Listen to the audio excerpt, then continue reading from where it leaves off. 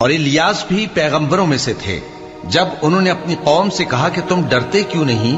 کیا تم بال کو پکارتے اور اسے پوجتے ہو اور سب سے بہتر پیدا کرنے والے کو چھوڑے دیتے ہو، یعنی اللہ کو؟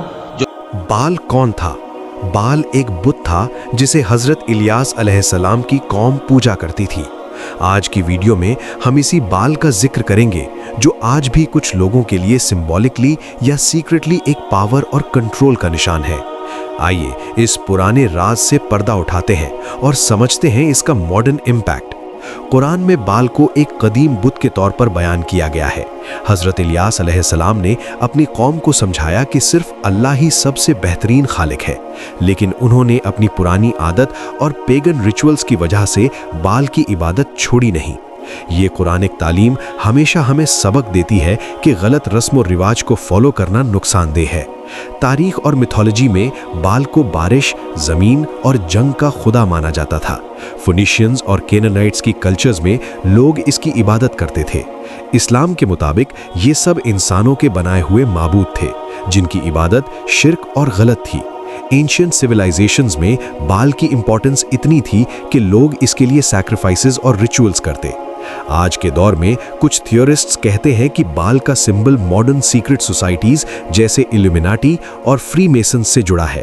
میڈیا اور سیلیبریٹیز کے ذریعے یہ سمبلز لوگوں کے سب کانشیس مائنڈ کو انفلوئنس کرتے ہیں۔ اینشنٹ پاور کا کانسیپٹ آج بھی سمبولکلی ایگزسٹ کرتا ہے اور لوگ ان نوئنگلی اس انفلوئنس کا پارٹ بن جاتے ہیں۔ موویز، میوزک ویڈیوز اور ایڈورٹائزمنٹس میں بال اور پیرامڈ کے سمبلز نظر آتے ہیں۔ یہ صرف کوئنسیڈنس نہیں لگتا، پاپ کلچر کے ذریعے سٹل میسیجز لوگوں کے مائنڈ میں چھپائے جاتے ہیں۔ قرآن ہمیں وارن کرتا ہے کہ بتوں اور ان پر ریلائنس خطرناک ہے۔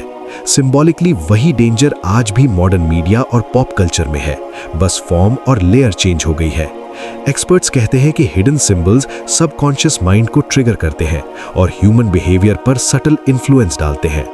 بال کا اینشنٹ سمبلزم آج بھی لوگوں کے ڈیسیژن میکنگ اور ڈیزائرز پر انڈائریکٹ ایفیکٹ ڈال سکتا ہے، چاہے وہ نوئنگلی یا ان نوئنگلی ہو۔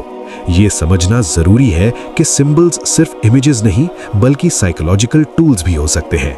تو کیا ہم سچ میں قدیم بال کے ایفیکٹس آج کے ماڈرن ورلڈ میں دیکھ سکتے ہیں یا یہ صرف کوئنسیڈنس ہے؟ اپنا اوپینین کمنٹس میں شیئر کریں۔ قرآن اور ہسٹری کے لیسنز ہمیشہ ہمیں گائیڈ کرتے ہیں اور سچائی کا سامنا کرنے کا سبق دیتے ہیں۔ آئیے سیکھتے ہیں اور سمجھتے ہیں کہ اینشنٹ سمبلز کا ماڈرن امپیکٹ کیا ہو سکتا ہے۔